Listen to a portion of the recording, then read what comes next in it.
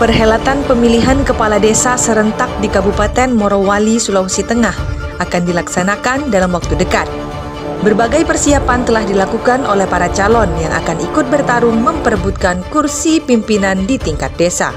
Salah satu desa yang juga akan melaksanakan pilkades adalah Desa Kolono, Kecamatan Bungku Timur, dan akan diikuti oleh 4 calon termasuk incumbent.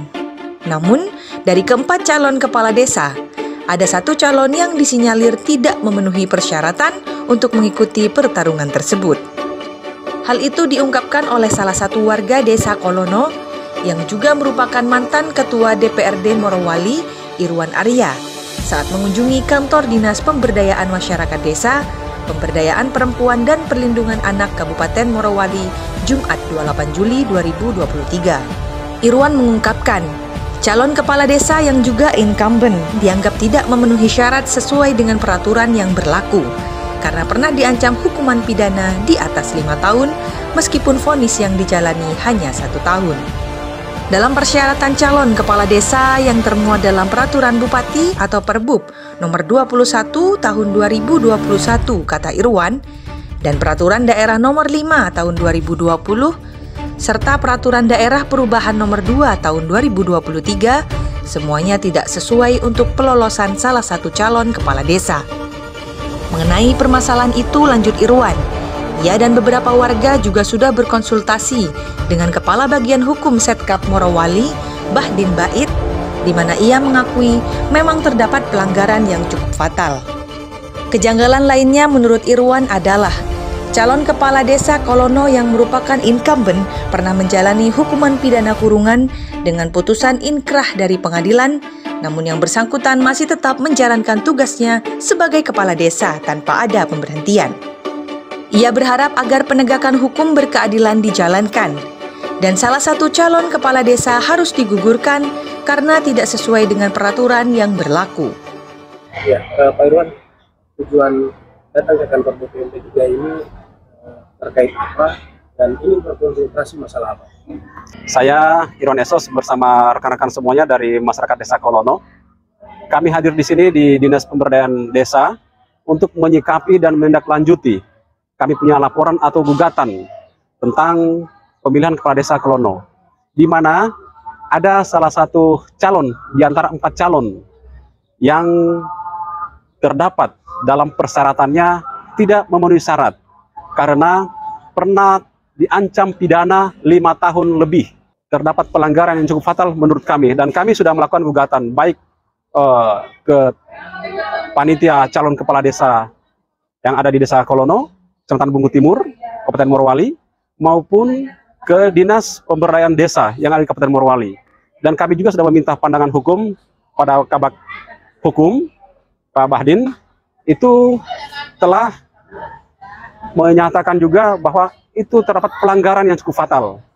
Panitia meloloskan calon yang tidak memenuhi persyaratan, khususnya yang terindikasi masalah ancaman pidana yang lebih 5 tahun dalam persyaratan calon kades. Kemudian dari data yang pernah disampaikan oleh Pak Irwan, apakah memang benar calon yang dimaksud itu pernah dihukum pidana putusan ingkrah dari pengadilan? Iya, itu sangat jelas.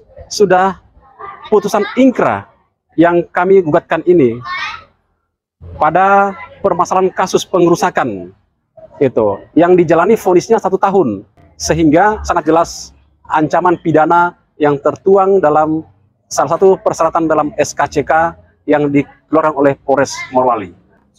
Sepengetahuan Bapak sebagai warga Desa Kolono, apakah yang bersangkutan itu menjalani pidananya atau masih bertugas sebagai pengurusa waktu itu? Ya, yang sesuai aturan yang berlaku, yang kami tahu, kalau sudah putusan ingkrah dan sudah menjalani pidananya, vonisnya dalam lembaga, itu semestinya tidak bisa menjalankan tugas lagi. Akan tetapi, setelah di lembaga, masih juga bisa menjalankan tugas. Ini ada apa? Ini pertanyaan besar kami. Itu nyata-nyata jelas melanggar aturan yang berlaku hari ini. Terkait permasalahan ini, kira-kira apa yang diinginkan oleh Pak Irwan bersama warga? Iya.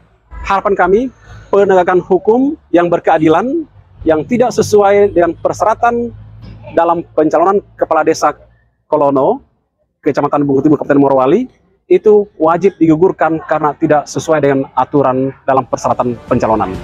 Sementara pihak Dinas PMD P3A yang coba dimintai tanggapannya soal polemik yang terjadi dalam tahapan Pilkades Kolono tidak memberikan jawaban pasti dan meminta kepada warga untuk berkoordinasi dengan pihak kepolisian.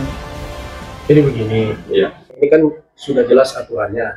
Jadi pertanyaan yang pertama, sudah pasti ada hubungannya antara pembentukan panitia pemilihan Kades dengan Dinas Pemdes. Pasti ada, karena sosialisasi dari sini, aturannya dari sini. Nah, kalau menurut saya tidak mungkin tidak ada kaitan. Yang kedua, di dalam laporannya masyarakat ini kan kemarin ada juga di dalam persyaratan bahwa menjalani hukuman 1 tahun. Kalau menurut peraturan dari Dinas Pemdes sendiri, ini peraturan entah itu Perbu, Perda atau mengacu ke undang-undang, itu kan sudah jelas dia pernah menjalani hukuman selama 1 tahun. Apakah diperbolehkan seorang narapidana menjalankan tugas sebagai kepala desa? Itu kemarin. Sekarang ini saya kasih tahu dia kemarin itu saya laporkan sama Pak Sek. Bagaimana ini Pak Sek? Pak Sekretarisnya saya Pak Diman. Bagaimana ini prosesnya ini? Karena ini ada terjadi begini. Ya saat itu ambil alih.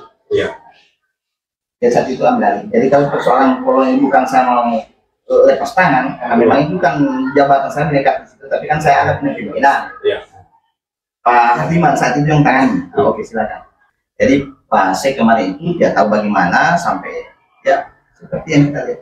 Tidak, maksudnya kalau secara aturan yang digunakan di Pemdes ini, kalau secara aturan apa yang ada di Perda itu, di Perda nomor 5 ada itu di pasal sekitar 80-an berapa itu. Seperti itu pengetahuan saya.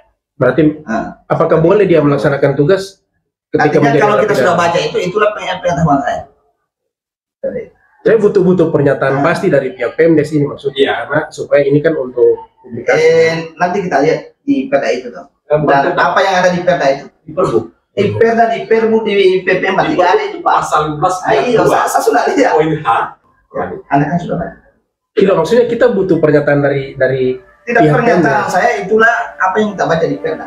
Terpisah, Sekretaris Panitia Pilkades Kolono, Yunus Ukasa, yang dikonfirmasi via pesan WhatsApp menjelaskan, surat gugatan dari warga yang keberatan sudah masuk di pihak panitia.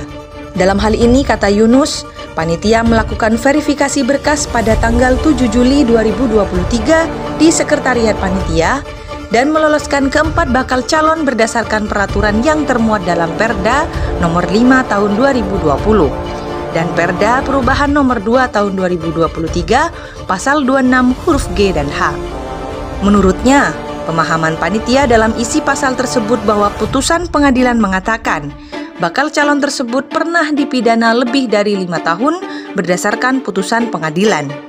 Sementara dalam SKCK salah satu bakal calon tercantum bahwa yang bersangkutan pernah menjalani tindak pidana pasal 170 ayat 1 dengan vonis 1 tahun. Maka dalam pencermatan panitia, bakal calon tersebut tetap diloloskan karena vonisnya hanya 1 tahun, bukan 5 tahun. Adanya masyarakat yang memiliki pandangan berbeda dengan isi pasal tersebut, lanjut Yunus, dari panitia akan berkoordinasi dan menanyakan langsung kepada pihak Dinas PMD P3A terkait persoalan yang muncul saat ini.